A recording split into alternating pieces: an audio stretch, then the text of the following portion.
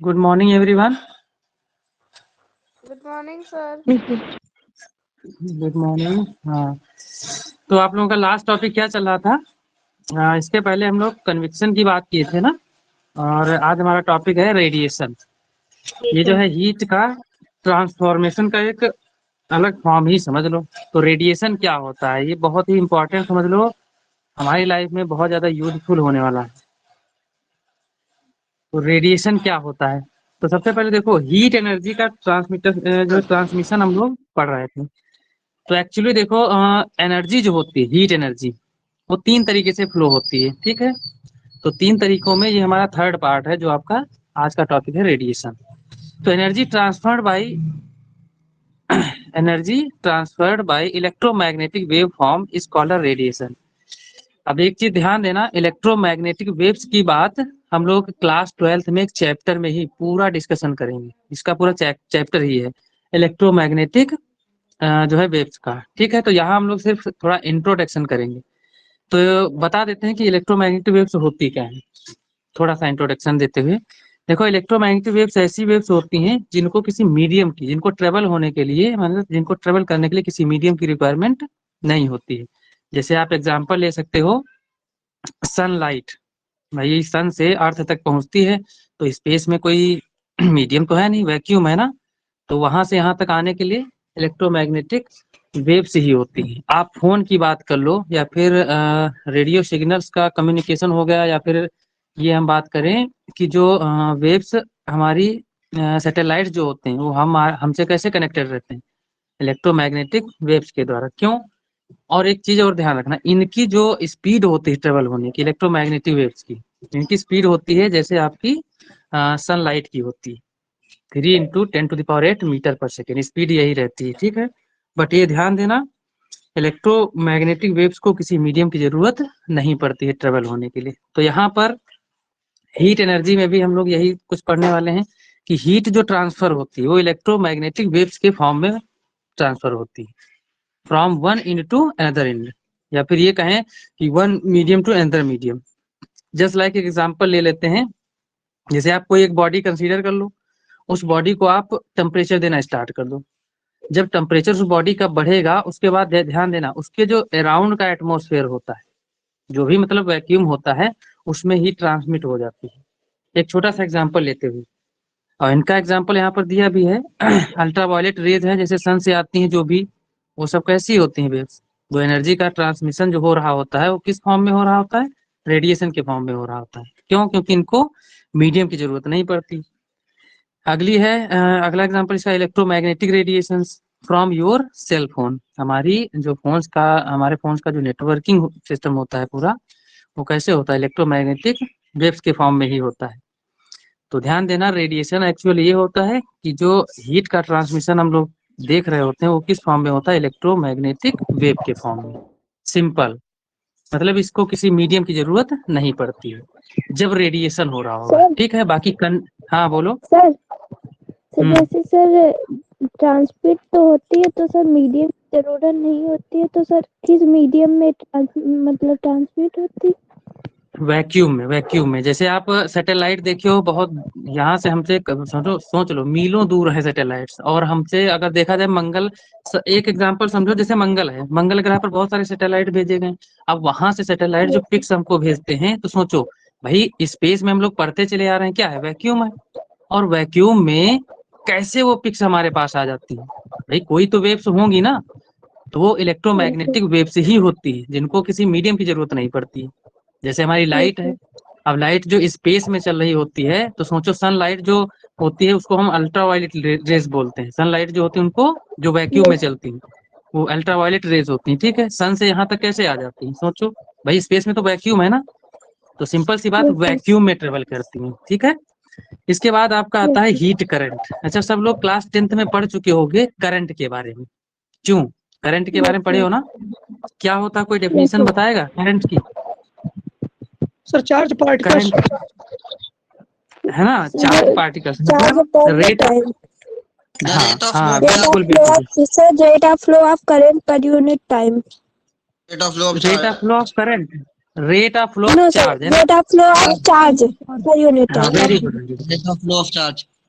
हाँ very good, rate of flow of charge. तो हम लोग पढ़ते Yes, थे कि जो करंट होता है एक्चुअल में क्या होता है, rate of flow of charge. जैसे आई इज इक्वल टू हम लोग पढ़ते थे स्मॉल क्यू अपॉन टी। मतलब अगर हम बात करें rate of flow of charge per unit time is called current, यही तो हम लोग पढ़ते थे। और अगर ये हम लोग फार्मूला जानते हैं तो हीट करंट के बारे में समझना ज्यादा डिफिकल्ट नहीं होगा। तो ध्यान दो इधर, हीट करंट की भी कुछ डेफिनेशन ऐसी ही क्या, यहाँ पर हम लोग सिर्फ हीट का यूज करने वाले हैं, ठीक है। वहां पर हम चार्ज का यूज करते थे, यहाँ पर हम लोग हीट का यूज करेंगे। तो द फ्लो ऑफ हीट, या फिर ये कहते हैं the rate of flow of heat पर unit time is called heat current. और हीट करंट को हम लोग कैपिटल एच से डिनोट करेंगे। और वहां हम लोग करंट को किससे लिखते थे, स्मॉल आई से डिनोट करते, या फिर कैपिटल आई से भी कुछ लोग डिनोट करते थे, है ना। तो यहाँ पर सिंपल sir. डेफिनेशन को रिलेट करते हुए आप लोगों को समझना क्या, वहां पर charge flow, rate of flow of charge per unit time हम लोग पढ़ते थे, दैट इज कॉल्ड करंट। यहाँ पर हम लोग क्या पढ़ेंगे, द फ्लो ऑफ हीट पर unit time is called heat current. मतलब किसी भी मेटेलिक रॉड से जो उसमें flow of heat, rate of flow of heat होगी पर यूनिट टाइम, जितनी पर यूनिट टाइम में जितना हीट फ्लो होगी उस क्रॉस सेक्शन से, मतलब उस मेटेलिक रॉड से, तो हम उसी को बोलेंगे क्या, हीट करंट। बात समझ में आई। इसका फार्मूला क्या हो जाएगा, सेम जैसे वहां होता था चार्जेस का, मतलब जो चार्ज की क्वांटिटी रखते थे मतलब क्यू अपॉन में टी होता था, यहाँ पर हीट रखेंगे, हीट को कैपिटल क्यू से डिनोट करते हैं, तो कैपिटल क्यू अपॉन में स्मॉल टी हो जाएगा। ये आपका फाइनल फार्मूला हो जाएगा। क्या हीट करंट समझ में आया? Yes sir. Yes sir. Okay, इसके बाद आप लोग यूनिट निकालना अच्छी तरीके से जानते हो। हीट को हम लोग जूल में मेजर करते हैं, अगर एसआई सिस्टम की बात करें तो जूल पर सेकेंड हो जाएगा। और इसको इसकी अदर यूनिट क्या होती है, हम लोग वाट भी लिखते हैं। क्यों? क्योंकि हम लोग जानते हैं कि पावर की भी शायद कुछ इसी तरीके से यूनिट होती है। क्यों? पावर का फार्मूला क्या होता है, पीछे हम लोग पढ़ चुके हैं, P is equal to W upon T होता था, है ना। नहीं, वो भी होता है, power equal to V into I. जब करंट जो है क्लास 10 में हम लोग पढ़ते थे, यहाँ पर वोल्टेज इंटू करंट, ये भी होता है, कोई दिक्कत नहीं, ठीक है। लेकिन हम लोग क्लास 11th में पीछे पढ़ चुके हैं क्या, पावर जो होती है क्या होती है, W अपॉन टी होती है।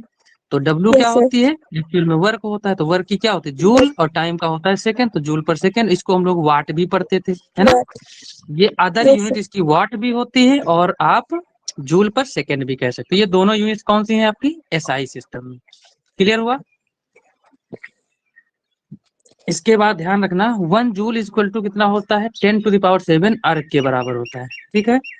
यहाँ पर जो जूल है 1 जूल, अगर ये इसको हम सीजीएस में कन्वर्ट करेंगे तो ध्यान देना, जो भी वैल्यू एसआई सिस्टम में दी होगी उसको इससे मल्टीप्लाई करना पड़ेगा, तब आपकी यूनिट किस में, सीजीएस में कन्वर्ट हो जाएगी, अर्ग पर सेकेंड हो जाएगी, ठीक है। क्यों? क्योंकि यहाँ पर वही देखो, जूल की जगह पर 1 जूल इज इक्वल टू 10⁷। कोई भी यूनिट, जैसे मान लो कोई न्यूमेरिकल ही सॉल्व कर रहे हो, तो उसमें आप एसआई सिस्टम में जो भी यूनिट ये आएगी, तो अगर इसको आप अर्ग पर सेकेंड मतलब सीजीएस में कन्वर्ट करना चाहते हो तो हमेशा आपको 10⁷ से मल्टीप्लाई करना रहेगा। क्या इतनी बात क्लियर है सभी को? ओके, इसके बाद थर्मल रेजिस्टेंस आता है। तो सभी लोग जानते हैं। अच्छा, रेजिस्टेंस की डेफिनेशन कोई बताएगा क्या होता है, क्या होती है डेफिनेशन ऑफ रेजिस्टेंस? सिंपल, अगर हम इलेक्ट्रिसिटी की बात करें तो उसमें रेजिस्टेंस क्या होता है? Sir, the property due to which resist the flow मतलब करंट। सर जैसा ओके, ओके। जब करंट फ्लो होता है, तो जब जो मतलब करंट जैसे फ्लो करता है उसको फ्लो करने से जो रोके। ओके ओके, मतलब जो अपोज करता है, जो मतलब चार्जेस Yes, को sir. फ्लो होने के लिए अपोज करे, है ना। Yes sir. Yes, sir. तो ये तो हाँ बिल्कुल वेरी गुड, ये तो रेजिस्टेंस होता है। लेकिन हम लोग अगर एक्चुअल में थोड़ा स्टैंडर्ड डेफिनेशन बताना चाहे, नॉर्मली जो हम लोग फार्मूला भी ड्राइव करते हैं, भाई रेजिस्टेंस का फार्मूला क्या होता है सभी बच्चे जानते हैं, क्या, R equal to V upon I, यही तो कहते हो। क्यों भाई? अगर ओम्स लॉ Yes, की sir. हम बात करें तो V इक्वल टू क्या होता है, I इंटू आर ही तो I होता है। have और इसी से हम फार्मूला निकालेंगे तो क्या हो जाएगा, V अपॉन आई हो जाएगा। तो एक्चुअली इसका जो भी हम पोटेंशियल लेते हैं वो डिफरेंस होता है, यहाँ पर डेल्टा वी होता रखा जाता है, ठीक है। तो ध्यान दें, क्यों? क्योंकि देखो, अगर हम किसी बैटरी से कोई सिस्टम या फिर कुछ भी जोड़ते हैं तो इसमें भाई करंट अगर फ्लो होता है तो जाहिर सी बात कुछ ना कुछ प्लस माइनस के बीच में कुछ ना कुछ पोटेंशियल डिफरेंस क्रिएट होता है ना, तो हमेशा हम लोग जो रेजिस्टेंस निकालते हैं एक्चुअली पोटेंशियल डिफरेंस ऊपर लिखते हैं और अपॉन में करंट जो भी होता है, ठीक है, तो करंट नीचे लिखते हैं। तो एक्चुअल में जो हमारा रेजिस्टेंस होता है इस डेफिनेशन से भी डिफाइन होता है, क्या? Change in potential difference, the ratio of change in potential difference upon में current flowing through the circuit is called resistance. क्या हम लोग ये नहीं कह सकते इस डेफिनेशन से R equal to V upon I से? भाई डेल्टा V यहाँ पर क्यों डिफरेंस लेते हैं? क्योंकि हम जानते हैं प्लस माइनस जब कोई सर्किट कंप्लीट होता है उसमें दो क्या होते हैं, दो आपके इंड होते हैं, एक इंड होता है पॉजिटिव, एक होता है मतलब सिंपल पॉजिटिव नेगेटिव, दो टर्मिनल होते हैं ना। तो सिंपल सी बात है कि अगर हम पोटेंशियल डिफरेंस ऊपर रख दें और अपॉन करंट रख दें तो इन दोनों का रेशियो ही क्या? रेजिस्टेंस कहलाता है। ये हम लोग इस ओम जो ओम का नियम है इससे भी डिफाइन कर सकते हैं। क्या ये इस बात से आप लोग सहमत हो? Yes sir. ओके, तो ध्यान देना यहाँ पर हम ये ऐसा क्यों बताए, पोटेंशियल डिफरेंस वाला रिलेशनशिप हम क्यों बता रहे हैं? क्योंकि हम थोड़ा हीट को भी यहाँ कुछ उससे कोरिलेट करना चाह रहे हैं। तो यहाँ पर देखो थर्मल रेजिस्टेंस यहाँ बात कर रहे हैं, ठीक है, तो थर्मल का मतलब ही समझ रहे हो, हीट की हम लोग बात करेंगे ना। तो the ratio of temperature difference, जैसे मान लिया सपोज दैट एक आपको सिंपल सी एक छोटी सी रॉड ले लो, तो भाई टेम्परेचर अगर यहाँ T1 है और इस एंड पर T2 है टेम्परेचर, तो एक्चुअल में थर्मल रेजिस्टेंस क्या होता है?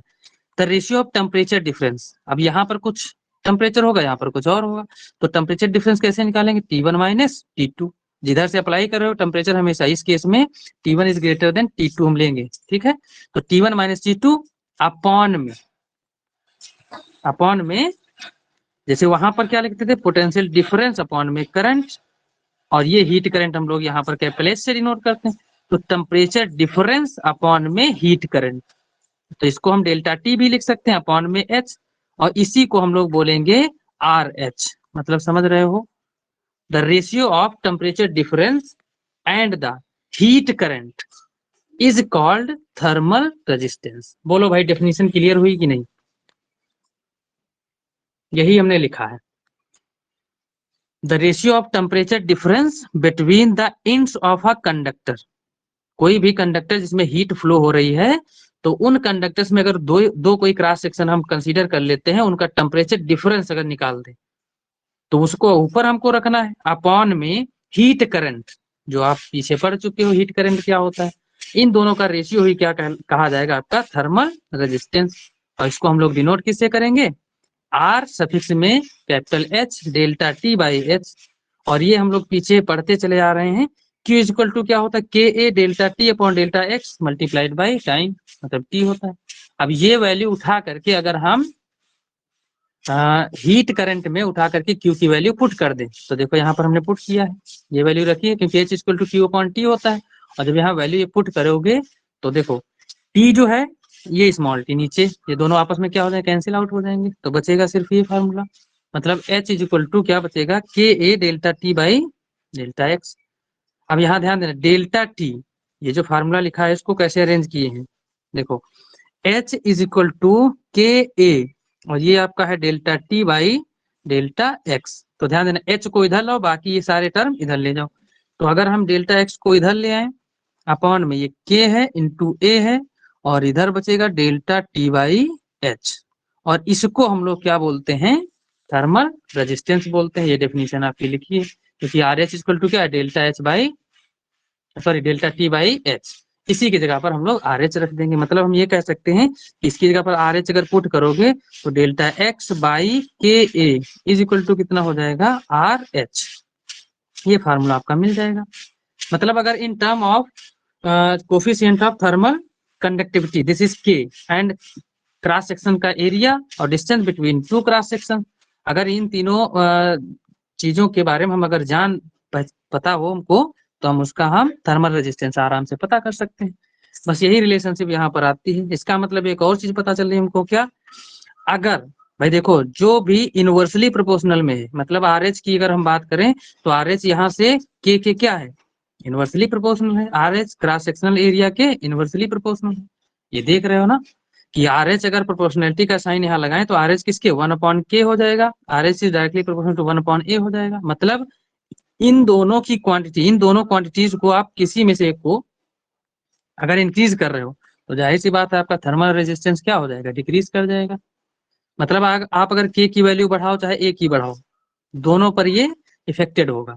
इसकी वैल्यू, के की वैल्यू जितना बढ़ाते चले जाओगे, आर एच की वैल्यू उतनी ही कम होती चली जाएगी। क्रॉस सेक्शन का एरिया जितना ही बढ़ाते चले जाओगे, उतना आर एच की वैल्यू डिक्रीज होती चली जाएगी। मतलब कहने का ये, हम कहना ये चाह रहे हैं, जैसे आप कोई सिलेंडर टाइप की कोई रॉड ले रहे हो ऐसे, ठीक है, और उसका क्रॉस सेक्शनल एरिया भाई इसका मानते हो क्या है, कैपिटल ए है, और यहाँ पर कितनी है डिस्टेंस, ये मान लेते हैं, ये डेल्टा एक्स जो उसमें यूज किया डेल्टा एक्स है। यहाँ पर जितना क्रॉस सेक्शन यहाँ है उतना ही यहाँ पर होगा।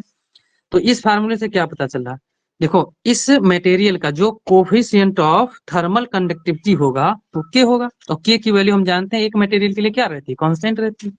आप अलग अलग मटेरियल ले रहे हो तो उसके लिए के की वैल्यू अलग अलग होती है, ये बता भी चुके हैं। कॉपर के लिए अलग, मैं अगर मेटल के कोई भी मेटल ले लो या फिर लकड़ी ले लो, आप वुड ले लो, तो इनका सबका क्या होता है, कोफिशिएंट ऑफ थर्मल कंडक्टिविटी मतलब के की वैल्यू जो होती है वो डिफरेंट होती है।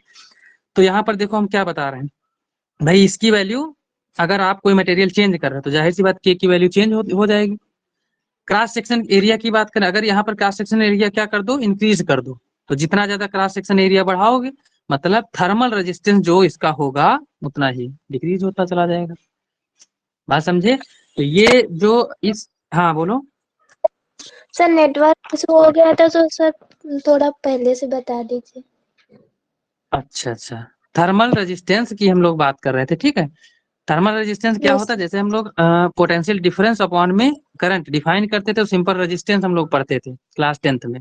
यहाँ पर क्या है, टेम्परेचर डिफरेंस आपको ऊपर रखना है, मतलब कोई भी सिलेंड्रिकल रॉड ले, कैसी भी किसी भी शेप की रॉड ले लो, उसके दो क्रॉस सेक्शन होंगे अलग अलग। जैसे हमने ये कहा, यहाँ पर ध्यान दो इधर, जैसे ये है रॉड कोई, इसका टेम्परेचर T1 है, इस एंड पर कितना है T2 है, तो इनका टेम्परेचर डिफरेंस कितना T1 माइनस T2। अगर ये T1 ग्रेटर है, ठीक है, तो T1 माइनस T2 करेंगे, अपॉन में H क्या है, हीट करंट है, इन दोनों का रेशियो ही हम लोग क्या कहेंगे इसको, थर्मल रेजिस्टेंस। मतलब अगर क्वेश्चन आता है how to define thermal resistance, तो तुम लोग क्या कहोगे, the ratio of temperature difference between the ends of a conductor, जिसमें हीट आप ट्रांसमिट कर रहे हो, जिसमें हीट कंडक्ट कर रही है, उसकी बात करेंगे, ठीक है। Ends of a conductor to the heat current through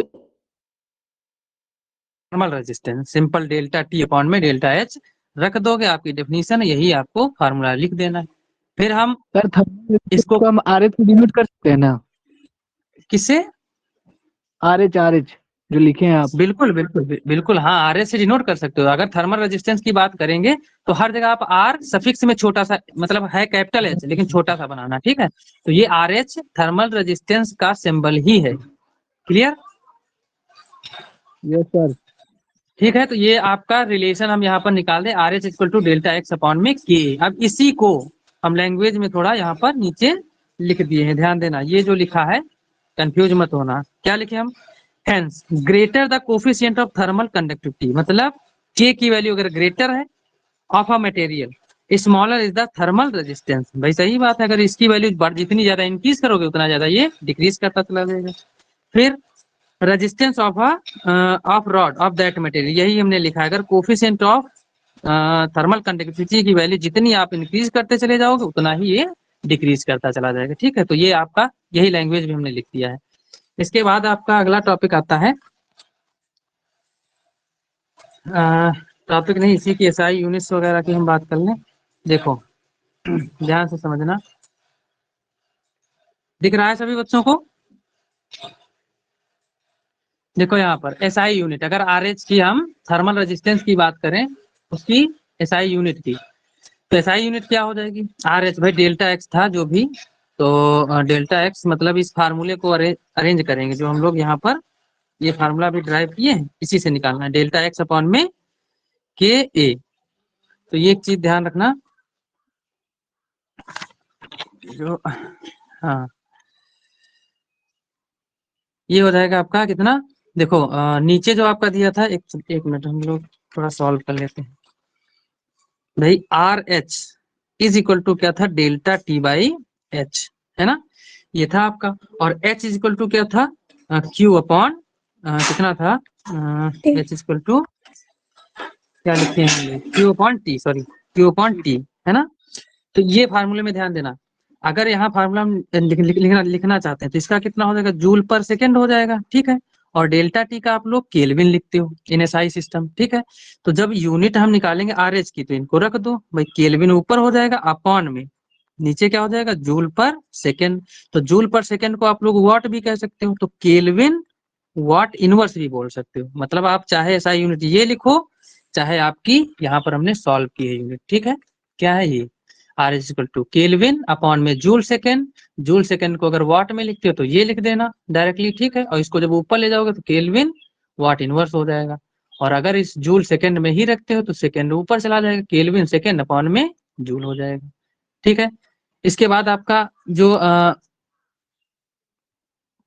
dimension फार्मूले, डायमेंशन जो डायमेंशन हम निकालना चाहते हैं तो वो कैसे निकालोगे भाई, केल्विन को कैपिटल के से लिखते हैं और जो जूल दिया है उसको ml स्क्वायर टी माइनस 2 लिखते हैं। और सेकेंड है तो सेकेंड यहाँ पर देखो, यहाँ पर अपॉन में था ना, तो सेकेंड इनवर्स मतलब टी की पावर -1 हो जाएगी। अब इसको आप लोग सॉल्व कर लो, कितना आएगा, m इनवर्स l की पावर -2 t की पावर 3 एंड k, ठीक है। तो ये ध्यान रखना, ये आपका डायमेंशनल फॉर्मूला आ गया किसका, थर्मल रेजिस्टेंस का, ठीक है। इसके बाद एक न्यूमेरिकल आपका दिया है एक्सरसाइज का 11.19, ये ध्यान से समझना, बहुत ही अच्छा क्वेश्चन है, ठीक है। क्वेश्चन ये कह रहा है, हम पढ़ रहे हैं आप लोग सुनिएगा, ठीक है। क्वेश्चन ये कह रहा, thermocol cubical in box of side 30 centimetre has a thickness of 5 centimetre. ध्यान देना, एक क्यूबिकल बॉक्स है। अब ये हम कह दें कि क्यूबिकल बॉक्स कैसा है भाई, थर्मोकोल का बना हुआ है और उसके अंदर जो 4 किलोग्राम की बर्फ है वो रखी गई है, ठीक है। इसमें आगे भी क्वेश्चन में दिया है 4 kg of ice are put in the box. फिर लिखा है एस्टीमेथेड, सॉरी क्या लिखा है, एस्टीमेथेड जो भी लिखा है, amount of ice remaining after 6 hour. अगर वहां पर कह रहा है उस थर्मोकोल बॉक्स जो लिया गया है उसमें बर्फ को पुट कर दिया गया है, तो वो जो आइस है वो 6 घंटे के लिए उसमें पुट की जाती है। कहना था outside temperature is 45 degree centigrade. अगर हम एटमोस्फेयर की टेम्परेचर की बात करें तो आपका दिया है यहाँ पर 45 degree centigrade. And coefficient of thermal conductivity of a thermocol, जो कोफिशिएंट ऑफ थर्मल कंडक्टिविटी मतलब यहाँ पर के की वैल्यू जो है, ठीक है, कैपिटल के की वैल्यू दी है 0.01 जूल पर सेकेंड पर मीटर पर सेंटीग्रेड, ठीक है, डिग्री सेंटीग्रेड। फिर है given heat of fusion of water 335 into 10⁻³ joule पर केजी, ये दे रखा है, ठीक है, आपके क्वेश्चन में दिया होगा बुक में। तो यहाँ पर हमको जो निकालना है वो एक्चुअल में फाइंड क्या करना है कि एक्चुअल में जो बर्फ है वो 6 घंटे में कितनी पिघल जाएगी, ठीक है, वाटर में कितनी कन्वर्ट हो जाएगी। तो जब हम लोग पीछे पढ़ चुके हैं, अगर वाटर में भाई बर्फ से आइस से जब वाटर में उसका चेंज होगा तो भाई स्टेट चेंज हो रही ना, क्यों, क्योंकि वाटर से लिक्विड में, किसमें, सॉरी आइस से लिक्विड में जब कन्वर्ट होगा तो स्टेट चेंज है, और स्टेट चेंज में हम लोग कौन सी हीट पढ़ते थे, लेटेंट हीट पढ़ते थे, ठीक है। जब स्टेट चेंज होगी तो लेटेंट हीट, और अगर सिर्फ और सिर्फ टेम्परेचर चेंज होता है, स्टेट नहीं चेंज होती है, तो हम लोग स्पेसिफिक हीट पढ़ते थे, है ना। Very good. तो यहाँ पर ध्यान रखना, जो x इक्वल टू 5 सेंटीमीटर दी है तो ये हम लोग यहाँ पर लिख लेंगे, मतलब जो हम लोग फार्मूले में x की बात करते थे या फिर डेल्टा x की बात करते थे वो यहाँ पर x इक्वल कितना दिया है, 5 सेंटीमीटर। तो ये यहाँ पर कितना है, इसको मीटर में चेंज करो तो 5/100 कितना हो जाएगा, डिवाइड करोगे 0.05 मीटर में कन्वर्ट हो जाएगा। और ये हम लोग जानते हैं, अगर क्यूबिकल कोई बॉक्स है उसका एक सरफेस जिसका हम लोग एरिया निकालना चाहें तो क्या होता है, सिंपल ए स्क्वायर, क्योंकि स्क्वायर टाइप का बनेगा ना, क्योंकि क्यूब में सभी साइडें क्या होती है, इक्वल होती है, लेकिन टोटल नंबर ऑफ फेसेस कितने होते हैं, 6 होते हैं, तो ये 6 ए स्क्वायर हो जाएगा। तो उस थर्मोकोल जो क्यूबिकल टाइप का बना हुआ है उसका एरिया अगर निकालें, जितने फेसेस हैं टोटल एरिया, तो टोटल क्रॉस सेक्शन का मतलब अलग अलग सरफेसेस का जो एरिया है वो कितना, 6a स्क्वायर हो जाएगा। यहाँ पर a उसकी साइड क्यूबिकल जो बॉक्स दिया है उसकी साइड कितनी है, 30 सेंटीमीटर। तो यहाँ पर हम लोग क्या करेंगे, 6 इंटू ए स्क्वायर, तो ए स्क्वायर कितना 30 इंटू 30 हो जाएगा, 2 बार साइड 30 दी है तो 2 बार मल्टीप्लाई करेंगे, टोटल 5400 सेंटीमीटर स्क्वायर हो जाएगा। अब इसको अगर हम मीटर स्क्वायर में चेंज करेंगे तो 1 सेंटीमीटर स्क्वायर इक्वल टू कितना होता है, बोलो भाई, जानते हो कि नहीं, बताना पड़ेगा। देखो वेरी गुड, देखो 1 मीटर इक्वल टू कितना होता है, 100 सेंटीमीटर, ठीक है। तो यहाँ पर अगर 1 मीटर स्क्वायर की बात करें तो कितना हो जाएगा 100 इंटू 100, यहाँ पर लिख देंगे सेंटीमीटर स्क्वायर। तो इसको हम ऐसा लिख सकते हैं कि 1/10⁴, भाई ये कितना 10⁴ लिख देंगे ना इसको, तो ये इधर नीचे ले आओ, तो ये हो जाएगा मीटर स्क्वायर इक्वल टू कितना 1 सेंटीमीटर स्क्वायर। मतलब 1 सेंटीमीटर स्क्वायर की जगह पर हम लोग पुट कर सकते हैं 1/10⁴ मीटर स्क्वायर, या फिर 10⁻⁻4 मीटर स्क्वायर। ये किसके बराबर 1 सेंटीमीटर स्क्वायर की। तो ये वैल्यू हम यहाँ पर पुट करेंगे, कहाँ पर, ये देखो, जब ये पुट करेंगे तो 1 2 3 4, तो यहाँ देखो 0.54 मीटर स्क्वायर हमने कर दिया भाई, डेसिमल जो है 4 डिजिट के पहले लग जाएगा। अब ध्यान देना टेम्परेचर डिफरेंस जो आउट है भाई, देखो थर्माकोल जो बना है उसके बाहर का टेम्परेचर, मतलब एटमॉस्फेरिक टेम्परेचर जो है वो कितना दे रखा है एटमॉस्फेयर का 45, और बर्फ तो जानते हो 0 डिग्री सेंटीग्रेड होता है, तभी तो आइस होगी। तो ये टेम्परेचर डिफरेंस निकालिए कि T1 अगर 45 है तो T2 कितना है अंदर का, जिस जो बर्फ अंदर एकदम पैक्ड है उसका कितना 0 होगा, तो डिफरेंस निकालोगे 45 ही आएगा। अब यहाँ पर K की वैल्यू दे रखी है आपकी, L की वैल्यू भी दे रखी है, ठीक है, और K को हम लोग क्या बोलते हैं coefficient of thermal conductivity. Now total heat entering the box, अगर उस बॉक्स के अंदर जो हीट, भाई देखो बॉक्स एयर के कांटेक्ट में, एटमॉस्फेयर के कांटेक्ट में है, तो उसमें 6 फेसेस हैं, 6 फेसेस से हीट क्या करेगी इंटर करेगी, और जब हीट इंटर करेगी क्योंकि बाहर का 45 डिग्री सेंटीग्रेड है और अंदर का 0 डिग्री सेंटीग्रेड, जाहिर सी बात बाहर की हीट ज्यादा है ना, तो बाहर से क्या करेगी उस थर्मोकोल के सरफेसेस से अंदर बर्फ के टच में आएगी हीट, क्योंकि सरफेस से इंटर कर जाएगी अंदर। तो वो कितनी इंटर करेगी, तो हीट हम लोग फार्मूला अप्लाई करेंगे KA T1 - T2 T/x, ये Q है जितनी हीट इंटर करेगी। तो ये सब कुछ रख के सारी वैल्यूज आपको घर पे सॉल्व करना है और टोटल आंसर आपका आ जाएगा 10⁻⁴ जूल। मतलब इतनी हीट 6 फेसेस से टोटली इंटर करेगी, ठीक है, उस क्यूबिकल बॉक्स से, मतलब बर्फ के टच में आएगी। तो जाहिर सी बात है बर्फ क्या है पिघलना स्टार्ट करेगी। तो यहाँ पर निकालेंगे now mass of melted ice due to heat, इस हीट की वजह से कितनी बर्फ जो है मेल्ट हो जाएगी। तो अब देखो बर्फ से किसमें, भाई आइस है, आइस से वाटर में कन्वर्ट होगा, तो जब वाटर में कन्वर्ट होगा समझ रहे हो ना, स्टेट चेंज हो रही। तो जब स्टेट चेंज होती तो कौन सी लेटेंट हीट होती है, लेटेंट हीट का फार्मूला हम लोग जानते हैं Q=ml होता है, और यहाँ से हमको मास निकाल लेना है। ये L जो है डिवाइड में ले जाओगे तो M=Q/L हो जाएगा, और Q की वैल्यू कितनी है जो आपकी दे रखी है, ये निकाले हो इसको पुट कर दो, L की वैल्यू यहाँ से आप पुट करोगे, ये जो दिया था क्वेश्चन में, ठीक है, रखोगे जब इसको सॉल्व करोगे तो 0.313 kg, इतनी जो इतना मास होगा आइस का वो किसमें कन्वर्ट हो जाएगा, आपका कन्वर्ट हो जाएगा इसमें लिक्विड में, मतलब वाटर में कन्वर्ट हो जाएगा। क्लियर हुआ? Yes sir. अब ये वैल्यू अगर हम ये कहें आपसे कि भाई ये बताओ टोटल 4 किलोग्राम बर्फ थी, उसमें से बर्फ अब रह कितनी जाएगी, तो जाहिर सी बात जितना मेल्ट हो गया उसको आप क्या करोगे सब्ट्रैक्ट कर दोगे। टोटल 4 kg थी, 4 kg में से इतना आप सब्ट्रैक्ट कर दो, कितना बचा 3.687, ठीक है, इतने kg बर्फ भी उस क्यूबिकल बॉक्स के अंदर रह जाएगी। क्लियर हुआ? Yes sir. ओके, इसके बाद आपका टॉपिक आता है एमिसिव पावर। वैसे एक चीज बता दें, इसके पहले हमने टॉपिक एक लिखा नहीं, मतलब डेफिनेशन थोड़ा वो थोड़ा समझा देते हैं। देखो रेडिएशन हम लोग पहली डेफिनेशन पढ़े, इलेक्ट्रोमैग्नेटिक वेव्स के फॉर्म में जब एनर्जी ट्रांसमिट होती है तो क्या होती है, रेडिएशन होता है। और यहाँ पर ध्यान रखना थर्मल रेडिएशन, थोड़ा हम एक टॉपिक रह गया था, तो थर्मल रेडिएशन आपको बता दे रहे हैं, डेफिनेशन आप जो है नेट से या कहीं से लिख लेना, ठीक है। थर्मल रेडिएशन आपका क्या होता है, देखो जब किसी बॉडी को हम टेम्परेचर देते हैं तो जाहिर सी बात है उस बॉडी से, एक एग्जांपल लेके भी समझा देंगे, ठीक है, उस बॉडी से क्या होती है हीट थोड़ा इधर उधर एटमॉस्फेयर में जाना स्टार्ट करती है, क्यों करती है कि नहीं भाई? अगर ऐसा ना होता तो अगर हम फायर के कांटेक्ट में आते हैं तो हमारी तरफ एनर्जी नहीं ट्रांसमिट होनी चाहिए, हमको गर्म फील नहीं करना चाहिए अगर ऐसा ना होता। तो अब अगर हीटर के सामने ही बैठते हो, देखो हीटर अगर गर्म होता है धीरे धीरे, तो हीटर के अराउंड थोड़ा सा डिस्टेंस पर क्या होती है, हमको थोड़ा गर्म फील होता है कि नहीं, हमको हॉटनेस लगती है कि नहीं, है ना? Yes sir.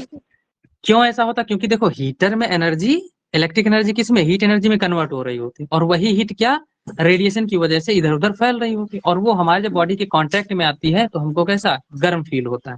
सेम यही बात ध्यान देना, जब थर्मल रेडिएशन की बात करेंगे तो थर्मल का मतलब आप समझ रहे हो कि हम हीट की बात कर रहे हैं। अगर किसी बॉडी को आप गर्म करो तो उससे रेडिएशन जो क्रिएट होगा that is called thermal radiation. Clear हुआ? Yes, sir. इसके sir. बाद आपका अगला टॉपिक आता है एमिसिव पावर। तो आप अच्छा एक चीज बताओ, एमिशन समझते हो क्या होता है? एमिशन क्या होता है? Sir, no sir. emit होती है sir कोई चीज। हाँ, एमिट का मतलब निकलना या फिर उत्सर्जन, है ना? Yes, sir. Yes, sir. Hindi में उत्सर्जन बोलते हैं। तो देखो एमिसिव पावर कहने का मतलब ये हुआ, कोई भी बॉडी है जो कि मेटेलिक है, ठीक है, अगर उसको आप मैक्सिमम टेम्परेचर दोगे तो उससे जो रेडिएशन होगा मैक्सिमम क्रिएट होगा। अगर अच्छी रेडिएटिव बॉडी है, मतलब वो अच्छी तरीके से बॉडी जो है टेम्परेचर का पूरा जो पोर्शन है वो रेडिएट कर सकता है, तो है ना। क्यों? क्योंकि अभी आप लकड़ी की बात करो, अगर वुड की बात करो, उसको आप गर्म कर रहे हो तो उससे हीट इतनी ज्यादा रेडिएट नहीं होती, बाहर नहीं निकलती। लेकिन कुछ ऐसे मेटल्स हैं, जैसे कुछ एग्जांपल अभी आगे आएंगे उसमें बताएंगे, ठीक है। तो पहले एमिसिव पावर समझो क्या, the amount of heat radiated by a body, किसी भी बॉडी से जो हीट रेडिएट होती है, ठीक है, पर सेकेंड, ध्यान देना पर सेकेंड, ये किन दो चीजों पर डिपेंड करती है।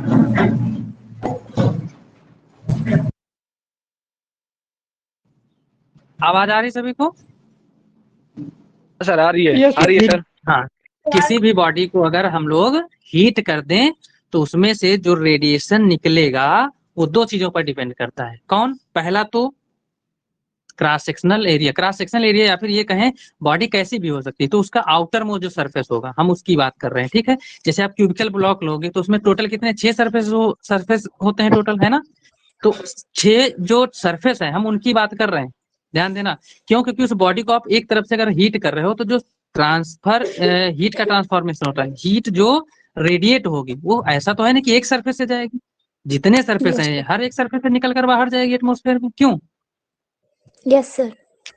है ना। तो ध्यान देना, ऐसा ही अगर एक दिमाग में एग्जांपल अगर रखोगे तो अच्छे से क्लियर हो जाएगा। देखो सरफेस ये जो है यहाँ पर किसी एक सरफेस की नहीं बात कर रहे हैं, ना फिर क्रॉस सेक्शन, ना तो हम क्रॉस सेक्शन की बात कर रहे हैं। यहाँ पर हम बात कर रहे हैं जिस बॉडी को आप हीट करोगे उस बॉडी का सरफेस कितना, चारों तरफ क्यूबिकल ले रहे हो, स्फेरिकल ले रहे हो, जैसा भी लो। अगर कोई स्फेरिकल बॉल है तो उसका क्रॉस सेक्शनल एरिया चारों तरफ का एकदम हो जाएगा, गोल गोल होता है ना। तो ये क्रॉस सेक्शनल एरिया पर जो हीट उससे रेडिएट होगी, बात समझ रहे हो, जो हीट रेडिएट होगी वो जो एरिया होगा, सरफेस एरिया होगा, उस पर डिपेंड करेगा। दूसरी बात टाइम। अब जितना ज्यादा बॉडी को आप हीट करते रहोगे समय के साथ, तो भैया ज्यादा से ज्यादा समय अगर लगाओगे तो बॉडी का टेम्परेचर भी तो बढ़ता रहेगा, और जब टेम्परेचर बढ़ेगा तो जाहिर सी बात रेडिएशन भी, जो थर्मल रेडिएशन होगा वो उसकी भी क्वांटिटी बढ़ती चली जाएगी। तो टाइम के डायरेक्टली प्रोपोर्शनल होता है, जितना टाइम आप उसको जो है टेम्परेचर देते रहोगे उसमें हीट जो रेडिएट होगी उतनी ही ज्यादा होगी। ये दो चीजों पर डिपेंड करता है। अगर इसको हम लोग क्या करें, मिला दें, इन दोनों को क्या करें, मिला दें, तो यहाँ पर दिख रहा होगा ये हमने क्या किया है, देखो फार्मूला, दोनों को जब हम प्रोपोर्शनलिटी साइन दोनों डायरेक्टली प्रोपोर्शनल थे ना, दोनों को मिला दिए तो Q इज डायरेक्टली प्रोपोर्शनल किसके आ गया, 80।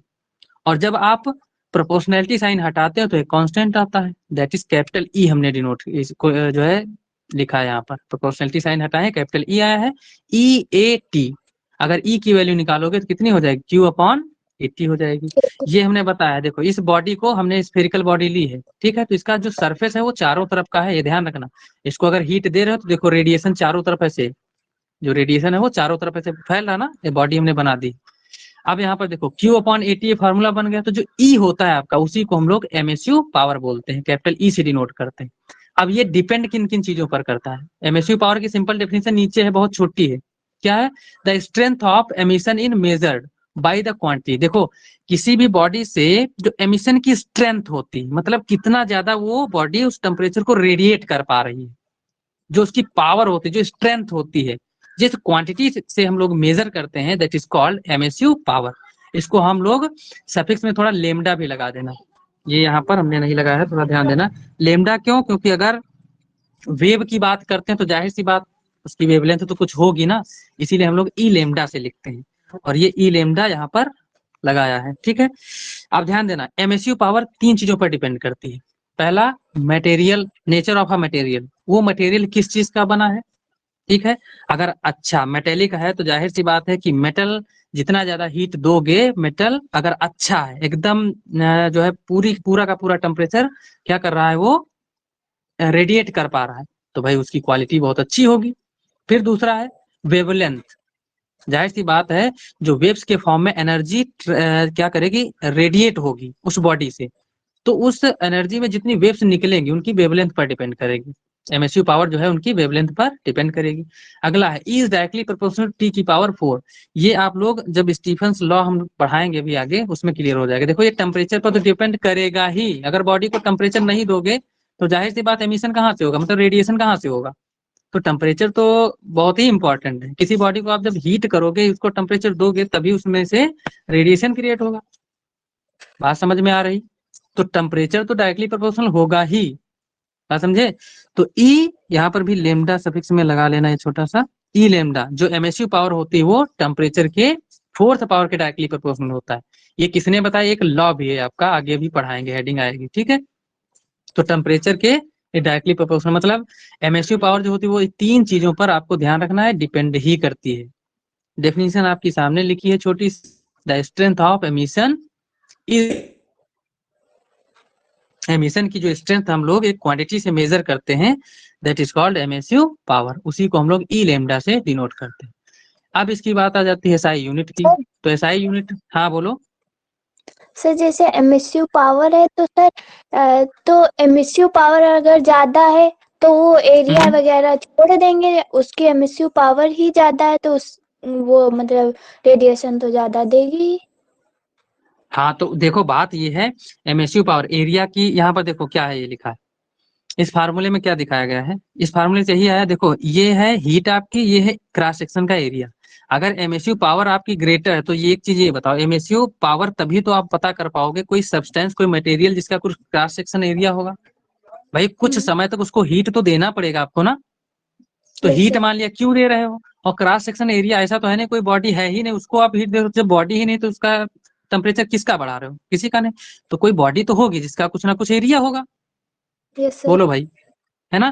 तो ये फार्मूले से भी क्लियर हो रहा है, जो आप पूछ रहे हो उस वो फार्मूले से क्लियर। देखो जो एमएसयू पावर है ये कैसे निकालोगे, किसी भी सब्सटेंस का निकालना है, किसी भी मटेरियल जिससे जिस बॉडी का निकालना है वो किसी ना किसी मटेरियल से बनी होगी ना, तो उसकी पावर वो कितना ज्यादा एमिट कर सकती है, कितना ज्यादा टेम्परेचर को रेडिएट कर सकती है, एक्चुअल में उसकी पावर स्ट्रेंथ होती है। तो स्ट्रेंथ मतलब उसका कुछ ना कुछ क्रॉस सेक्शन एरिया, मतलब पूरा सरफेस एरिया कुछ ना कुछ होगा ना। अगर स्फेरिकल है तो हम लोग जानते हैं 4πr² होता है, मतलब एकदम सॉलिड स्फेयर है। और अगर क्यूबिकल है तो सरफेस, हाँ बोलो। इस फार्मूले से सर ये भी तो हो सकता है, जैसे एरिया कोई है तो उसका कम एरिया है लेकिन एमएसयू पावर ज्यादा हो सकती है। बिल्कुल हो सकती है, क्यों हो सकती है, देखो मटेरियल की, हमने बताया ना मटेरियल की क्वालिटी पर भी डिपेंड करेगा, है ना। Yes sir, yes sir. तो मटेरियल अगर बहुत अच्छा ले रहे हो, इसीलिए हमने ये तीनों पॉइंट लिखे हैं। बिल्कुल आपने क्वेश्चन बहुत अच्छा किया, मटेरियल की क्वालिटी कैसी है, मटेरियल जो भी है उसके नेचर पर डिपेंड करेगी एमएसयू पावर, ठीक है। तो इसका हम फार्मूले में तो ये दिख रहा, बट ये तीनों पॉइंट आप लोगों को याद रखना है, ठीक है। इसके बाद देखो ध्यान से, एसआई यूनिट अगर इसकी निकालें तो इसकी क्या होती है, जूल, हीट की, हीट एनर्जी जूल हो जाएगी, इसका हो जाएगा मीटर स्क्वायर सेकेंड, टाइम का सेकंड हो जाएगा, एरिया का मीटर स्क्वायर हो जाएगा। तो जूल सेकंड मीटर स्क्वायर, इसको हम वाट पर मीटर स्क्वायर भी कह सकते हैं, क्योंकि जूल पर सेकंड क्या होता है, वाट हो जाएगा, अपॉन में मीटर स्क्वायर रहेगा। तो या फिर चाहे इसको वाट पर मीटर स्क्वायर बोलो या फिर जूल पर सेकंड मीटर स्क्वायर भी बोल सकते हो। दीज आर एसआई यूनिट्स, ठीक है। अगर आपको सीजीएस में निकालना है, हाँ बोलो। सर एक चीज और बता, जो नेचुरल बॉडीज होती है सर उसमें तो सर हम लोग तो सर हीट देंगे नहीं, उसमें तो हीट अपने आप होती है, जैसे सन ये सब। देखो ये भी एक लॉ आएगा, उसमें आगे पढ़ाएंगे। इसमें जानते हो क्या होता है, जितनी नेचुरल बॉडीज है इस दुनिया में, इस यूनिवर्स में जितनी भी बॉडीज हैं वो कुछ ना कुछ उनकी एमएसयू पावर खुद की होती ही है। समझ रहे हो, ठीक है। तो नेचुरल बॉडीज के लिए भाई देखो, जिनको हम टेम्परेचर देंगे वो तो हम स्टडी कर रहे हैं, वो हम एक्सपेरिमेंट कर रहे हैं। लेकिन नेचुरल कोई भी बॉडी हो अगर प्राकृतिक तरीके से बनी है तो उसकी तो खुद की एक एमएसयू पावर Limit होती ही है ना। Yes sir. देखो ये जो हम फिजिक्स पढ़ते हैं इसमें हम लोग इमेजिनेशन और हर एक कॉन्सेप्ट को अगर ऐसा होता तो क्या होता ये सब चीजें पढ़ते हैं ना। लेकिन नेचुरल की बात करें तो उसकी तो होती भाई, एक पर्सन है तो उसकी खुद की वजह से एक समझ लो बहुत ही छोटा कोई भी व्यक्ति हो, क्या उसकी खुद की पावर कुछ नहीं होती? आप किसी से कंपेयर कर रहे हो तो कितनी कम ज्यादा ये बताते हो, लेकिन खुद की स्ट्रेंथ तो उसकी होती है ना। Yes sir. तो यही चीज है। तो वैसे अब हम लोग वाइंड अप करेंगे, 12:20 हो गया। तो यहाँ पर एसआई यूनिट ध्यान रखना, यहाँ तक आप लोगों को नोट्स कंप्लीट कर लेने, ठीक है। कल आपका जो है टॉपिक रहेगा एब्जॉर्प्टिव पावर, ठीक है। ये बहुत ही इंपॉर्टेंट ये भी टॉपिक है, ठीक है। तो ये हम लोग कल डिस्कस करेंगे, ओके।